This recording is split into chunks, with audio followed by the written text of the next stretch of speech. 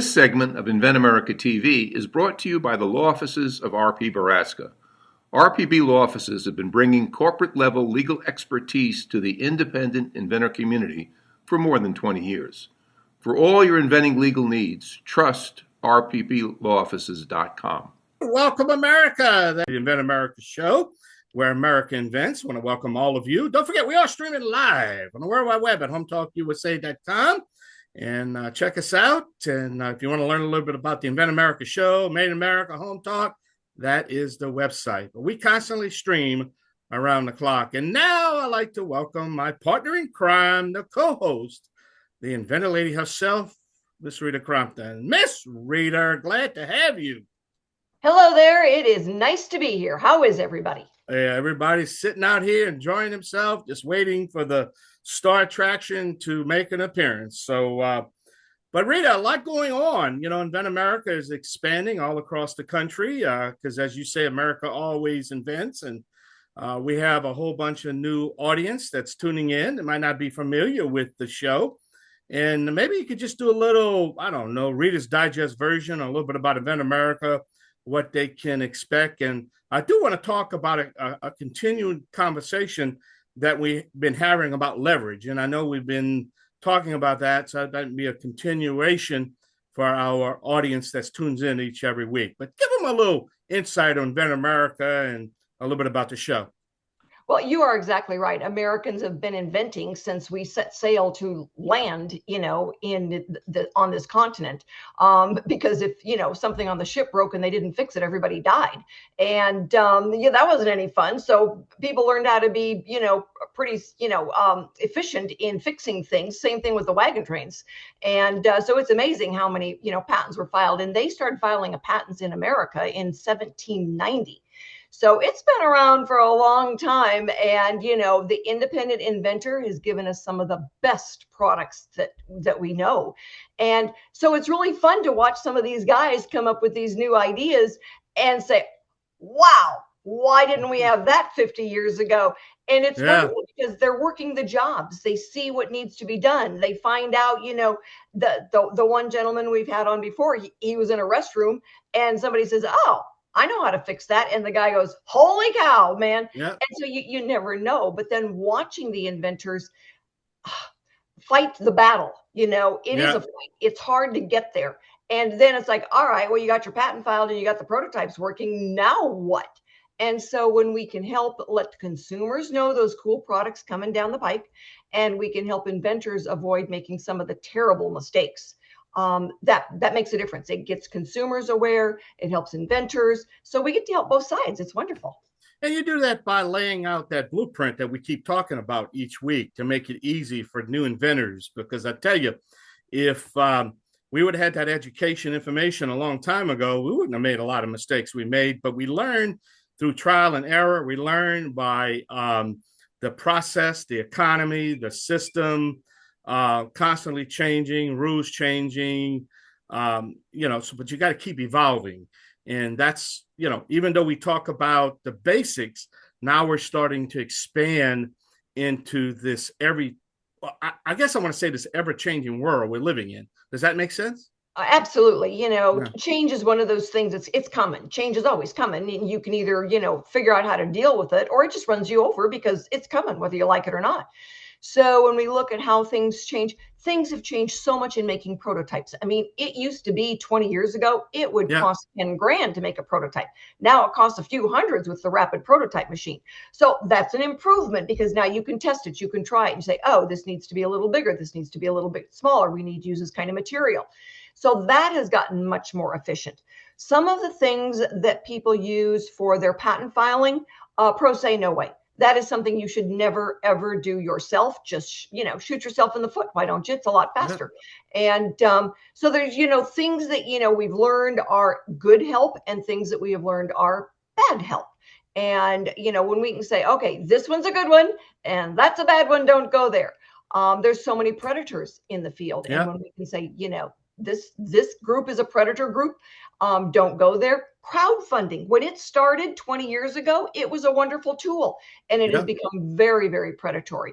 And we've had folks that have, they raise $500,000 in 6 weeks and they're bankrupt in 6 weeks. But it seems like every decade something new pops up that we have to address. I remember, a couple, I don't know, last decade, it was 3D printing. You remember when 3D printing manufacturers starting to do that? And now it went from 3D printing, which still exists, then now it's AI technology. So, man, it's just, you keep showing your toes because we constantly, in the manufacturers and need to, well, the people that actually have to produce and manufacture and prototype all these inventions have to stay, abreast of what's going on in the industry. And it's just a constant education. And that's why I think that this show is so much valuable to people, It is because, it's hard enough when things are constantly changing. Yeah. It's not like you could, there are so many different books. And I read a book. Okay, well, you know what? You can find out a lot of good information or bad information, but you don't know. You don't know which one is which. The poor inventor is at the mercy of, whoever he happened to be listening to. And, there are some nasty guys out there. Yeah. And, I've seen them. There was one company, they charged 18 grand. Wow. Right. A provisional patent. It should be somewhere around 3. Wow. And, but it was to get them reeled in. It was to get them to, be obligated to then move on. And it was just holy mackerel. That was terrible. But then there's other companies, they charge 10 grand up front to do nothing. To say, oh, it's a wonderful idea. Let me send you another invoice for 10 grand so we can see if we can market it.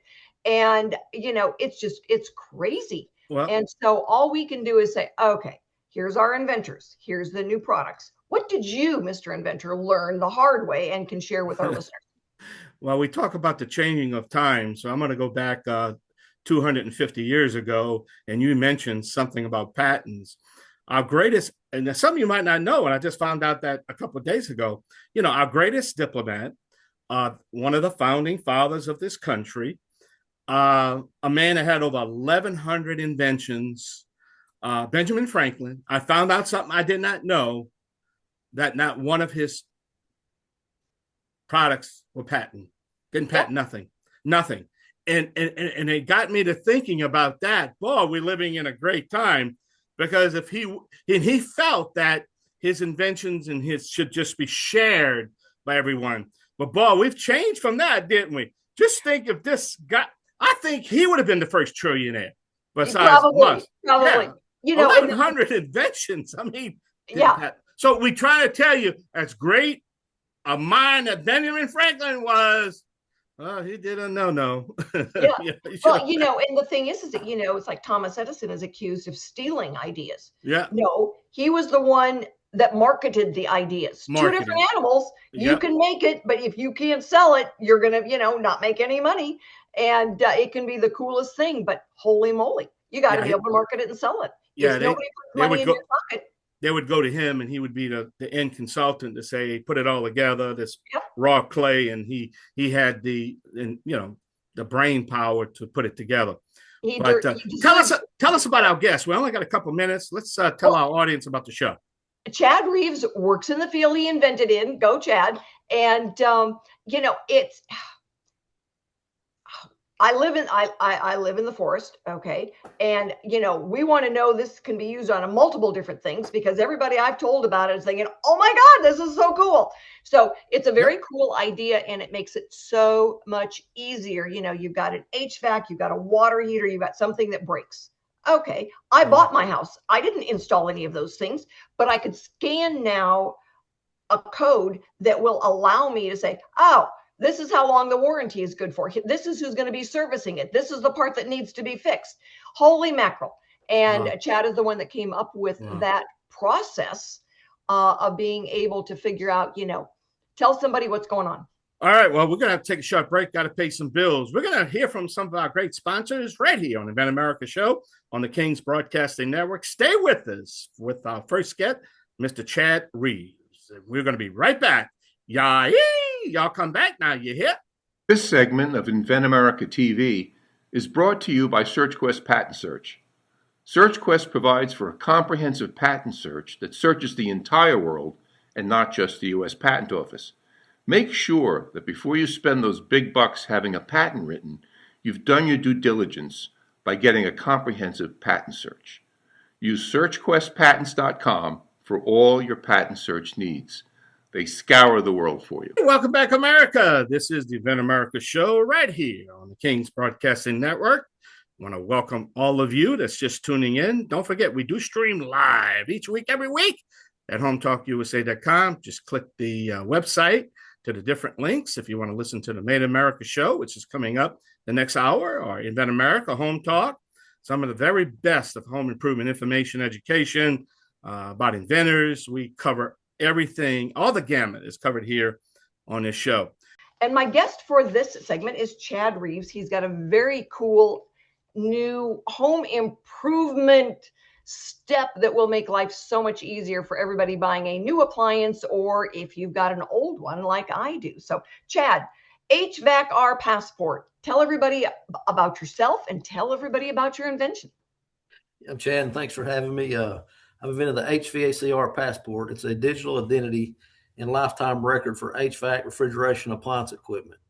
Every system receives a unique tag that can be scanned by phone, giving manufacturers, distributors, contractors, technicians, building inspectors, and homeowners access to equipment's history from start to finish, including maintenance, warranty, parts ordering, all sorts of different features.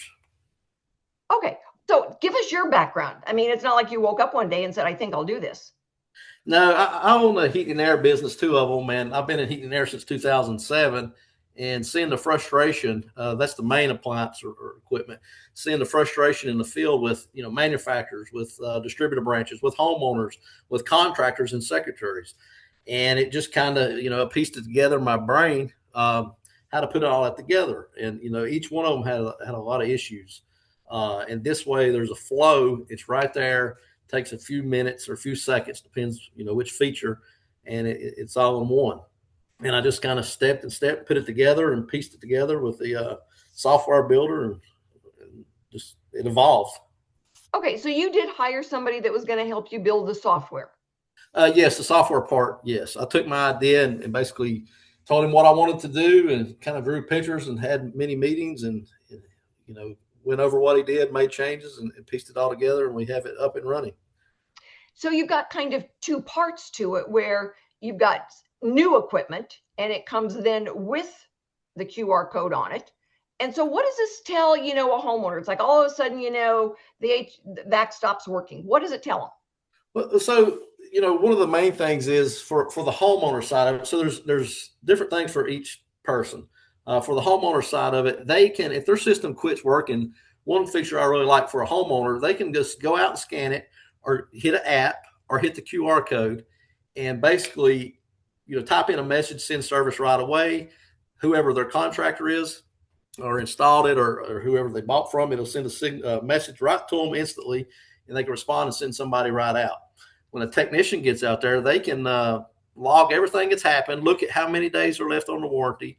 Was the warranty registered, which it should be with this feature. That's another feature it has when you install a new appliance. You guaranteed it registers because it has a check.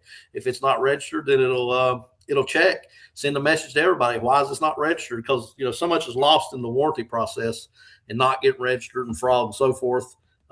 People don't do it. And this reminds them, hey, do it. It's important. You'll wish you did, when something breaks. So this puts all that behind and about guarantees it, or at least reminds you. So then you can, warranty is one issue that comes up, but the model number, I mean, for folks that, you buy a house, it's got an older system in it. If they didn't happen to save the book, how do you even know what model number you've got? So each passport's uniquely tied to that system. So when it's registered for the first time, installed or bought, it's tied. It can't be to any other system. It's uniquely to that system. So once you scan it, it's tied there. There's no looking it up. It's there on your phone. It's there on your app. It's there on the portal. It's tied right to it.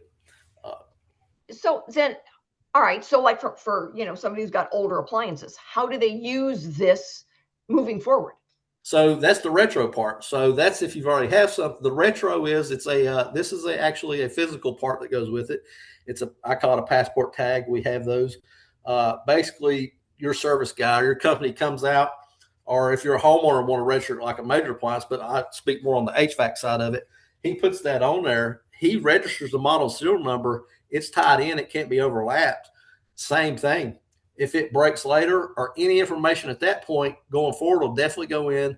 If you need a quick service, you can still do the same feature. Scan it, tag it, app goes right to the contractor. They can come out and they can the service techs can order parts for that system still because they'll have a database of all those parts for that system. They can see if there's any warranty left because there could be some. They could check that when they register it, and it'll have that time ticker down, tell exactly how many days are left on it as well. Excellent. So then how have you been getting the word out there? Where are you in the process? So we just finished a prototype and I've talked to a few people.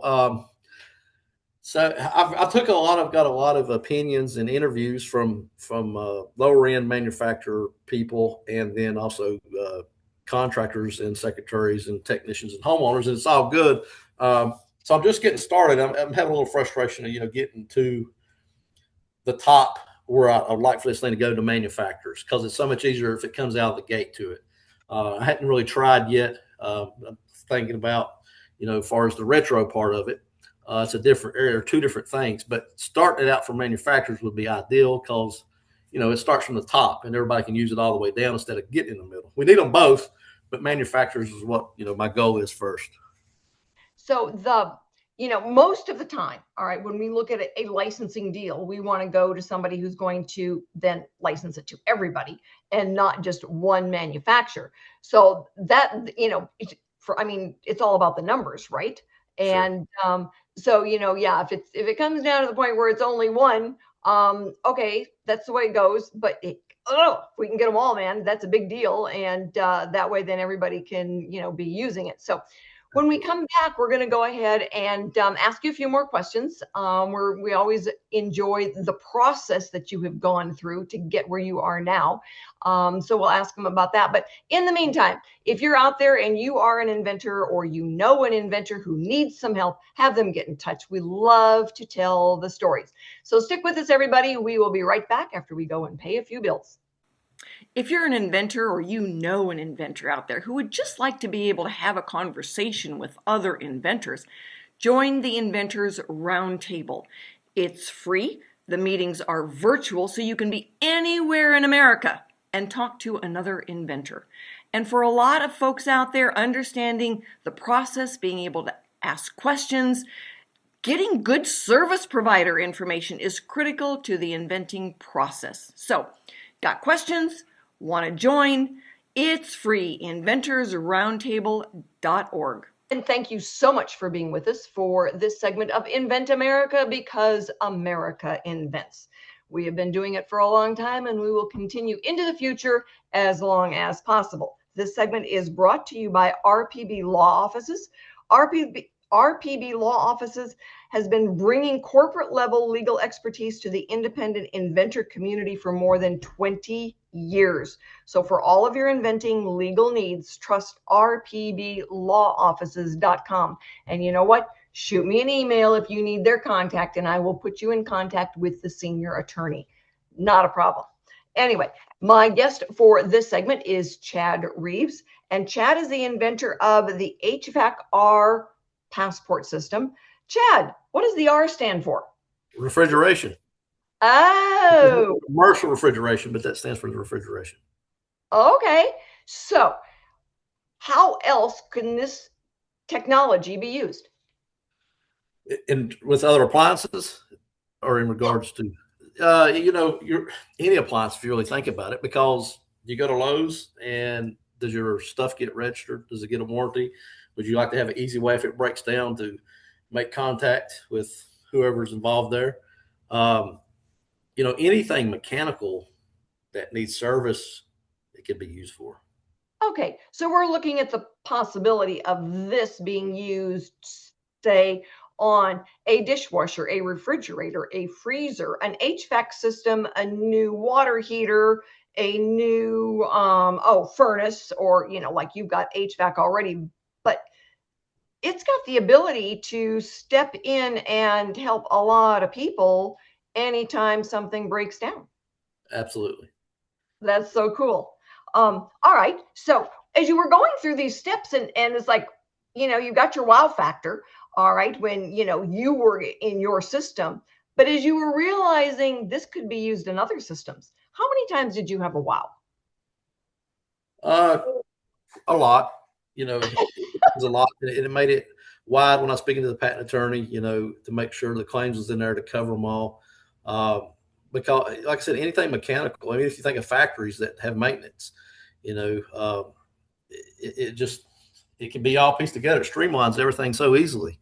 It can make things a lot quicker, and I think catch up with troubleshooting stuff with AI attached to it also helps. Because the data is there and it recognizes whatever system that is, and as it takes in information, it builds up the brain of it, and then the answers are all there, and it makes it quicker each time. And you don't have to fiddle with a manual or so forth. And if somebody has a little bit of expertise in it, they can really take off with it because it gives them at least a lead.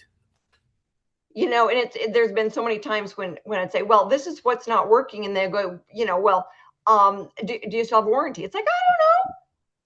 I have no idea. I didn't buy it. I bought the house and it was in the house and now it doesn't work. And so what's the problem? And so something like this can make all the difference in the world.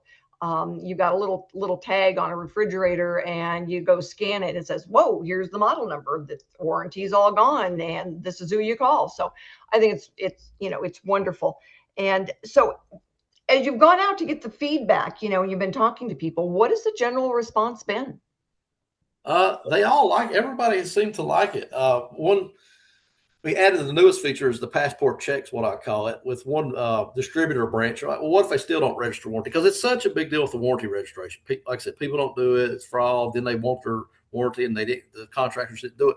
But the passport check was the newest feature. With the feedback that I got, maybe thinking that is basically, even if they don't do it, it's that simple to scan it, type it in real quick. Everybody gets an email to the homeowner, but the check checks it. If it don't have a warranty registration in say 45 days, it's sending an email out, a text message. Why is your system not registered? You're going to lose your warranty. It'll be done in a year if you don't register it, where you could get 10 or 5. It just depends on the system. But everybody seems to like the flow. Secretaries love it. It makes life so much faster on them, and so does service techs in the field. They can just punch it in right there. And you don't have to, write it down. It saves so much time for the secretary. And then there's a record for everybody. All you got to do is, if there's a question, just look at it. It's all there. Well, it sounds amazing because there's so many times when, the homeowner, that's not my job. All right. Something breaks. It's like, ask me a question about this. That's my sandbox. This is, it's not working and I need it to work. So making life easier for the consumer. And the repairman as well. When you've got, it's like for me, they've got to drive an hour just to get to me. Well, I don't want them driving an hour and then saying, I wish I'd known what was wrong with it. I don't have all the right parts. And model numbers, that can make a big difference in Absolutely. What they bring with them. Yep. So what's next for you? What is your ultimate goal? My goal is, when we spoke earlier, the manufacturers, I want the retro part because there's so many out there and I help so many people, of course, but I really want to get with the manufacturer. Would love to get a manufacturer signed on because it starts from the top of the chain and everybody can follow suit. And I'd love to have all manufacturers, of course. I feel like, because it'd be like a spider web when they all get on board and everybody's using it. It's just a go-to thing. That would be the main goal. So you don't really have to worry about manufacturing, right? No, because really, you can use the app, but the paint, a paint on the side of it with a QR code with a nice emblem. The passport emblem is what would be ideal, on the paint scheme of the system when it's built and made. So no, on the retro, yes, but on the manufactured part, no. It can be done without a tangible part. When you work in the field, all right, are you a repairman? Are you a salesman? What are you? Me, I do it all. I own the HVAC business, so I've done it all. I've got a view from all areas of it, and that's how I kind of pieced it together, the problems that I've seen through the years. But I do all of it.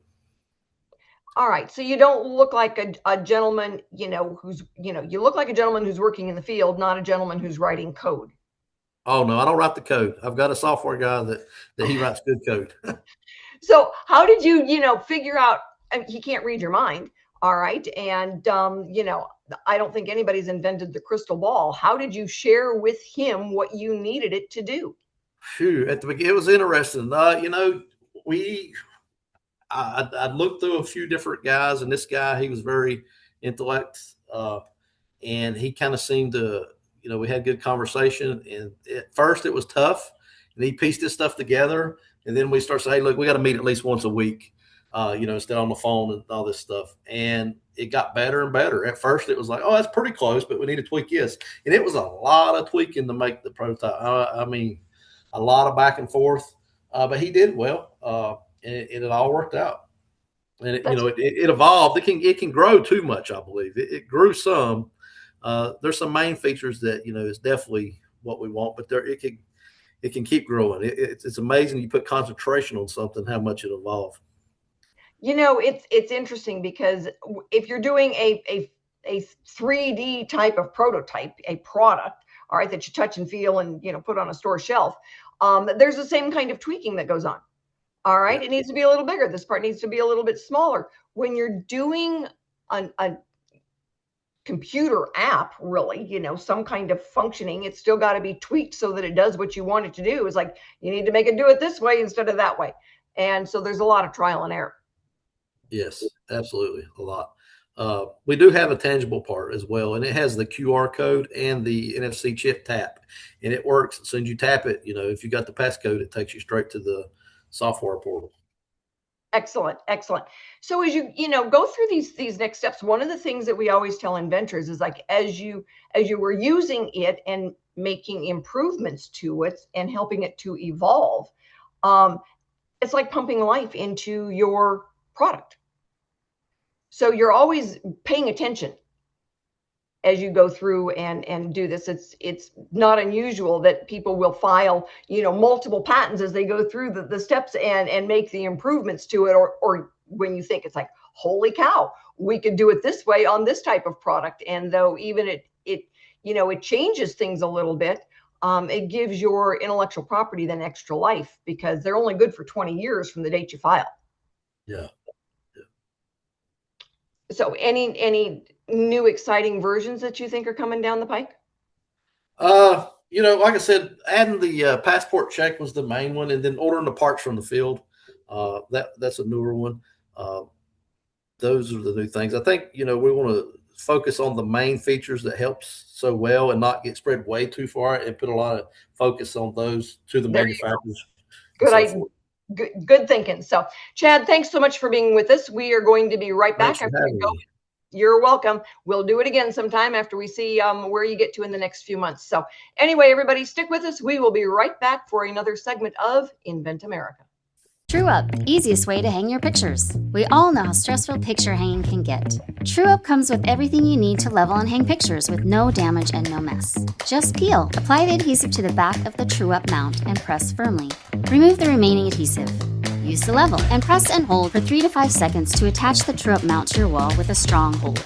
The TrueUp frame adapter is compatible with most frames on the market. Apply the adhesive strip to the adapter, stick, and your frame hangs easily on the wall mount. This lets you adjust your picture side to side for perfect placement every time. The possibilities are limitless, and it's easy on your walls. Picture hanging can be truly a one-person job. TrueUp, the future of hanging is here. And thank you so much for being with us for this segment of Invent America, because America invents. This segment is brought to you by TrueView. It is the only accurate 3D real-time imaging blind spot mirror available to the consumer. And man, it's easy to use and easy to install. We've all had those semis and trailers and those big trucks pull up next to us and scare the daylights out of us because we couldn't see real time, all right, where that vehicle was, how big it was, and when it was going to pull into our peripheral vision. TrueView is the only mirror that allows you accurate 3D imaging. Cargocatch.com is where you can go and get your 3D TrueView mirror. And my guest for this segment, and I am very grateful that Chad decided to stick with us for a third segment. And, we want to talk a little bit more about that intellectual property. Intellectual property is a big deal, especially if you want to be able to go and license your intellectual property. You want somebody else to run with it. You want somebody else to do the heavy lifting. And what they are paying you to use really is their intellectual property. So, Chad, how did you go through that process? It was different. I didn't know how to do it. I went and spoke to the patent attorney in Charlotte, and it took me. He had to really beat it in my head. I was hard headed with it, trying to get certain claims patented, and he was saying that's just common stuff that you use. So he was very, not only know the language to use, but technical of the claims that he claimed and how he worded them. But I pitched it to him, and really he handled it all. I took him my ideas, and he kept it for about a month, and then he come back. Of course, I wanted more, and he's like, "Well, you're not going to get that. That's just normal stuff that people do." But he was able to get, I think 10, 11, 12 claims out of it. Good for you. And that's one of the things that we run into on a regular basis is the inventor really doesn't understand the USPTO and the patent system. And man, it can be an octopus to try to deal with, because it's not every day you deal with it. And the attorneys, they're used to the language. It's like a alphabet soup out there with all the different stuff that goes on. And, we've talked about that and laughed about it. And then I try to, explain it. But, it's not easy to go through the patent process. No. And really, a lot of inventors will file a provisional patent application first. And that's kind of a timestamp. But even then, it's got to have enough in it to protect you if someone gives you a challenge on your filing date. And a lot of inventors is like, oh, I did it myself, and sent it out there. And it's like, well, that's the first wrong step, is to think that you can file your own intellectual property. Right. Yeah. It was, we went straight non-provisional. And, I didn't know, he said we'd hear back from the patent office from a year to a year and a half for the first time. And he says, we're going to go back and forth. I may be able to send in some of those meetings, but they'll go back and forth 3 or 4 times. But it was normal for it to take that long, but we was good to, market it and licenses even, which was a little bit strange to me, because you got to get approved, but he feels confident that, most of the claims, especially the main claim, will get approved. Yeah, and that's the interesting thing is that, when I've helped an inventor license their patent, there's always a provision in there. If this patent doesn't issue, this agreement's null and void. So they don't want you to wait, because that's 3 to 4 years off the life of the patent that they could be out there, selling. And so it's, really interesting that a lot of inventors say, well, I had to wait till my patent issued. No, you don't. You go for it. And it's like, they always figure if you don't, you assume when you go out there and you're spending that kind of money that you've got a new and novel idea, and that you spent enough time researching it, or you had your attorney research it, that it's going to issue. And that, why did you pay that much money to an attorney to file a patent if you assumed it was going to fail? Well, I didn't mention it, but he did do a patent. I did a search some, but he did a very intensive patent search. Yeah. To make sure there's no exactly prior art. And that's good. I mean, we always suggest that inventors do that they do their own looking, all right, with the blinders off, because they don't always want to find something. And it's like, no, and a lot of inventors don't realize that a good patent is not industry specific. Right. And so, if you've got one of the big crossovers we see is mechanical tools and surgery. And a lot of inventors don't realize that. It was like, well, it does this in this industry. And it's like, yep, but it's not material specific, industry specific, or size specific. So you've got to look at all those things that are out there. And for a lot of inventors, when they say, well, it's made out of this, and that's, nope, doesn't matter. If it's made out of, aluminum on one side, then you can't be doing it out of, plastic on another side and assume it's new.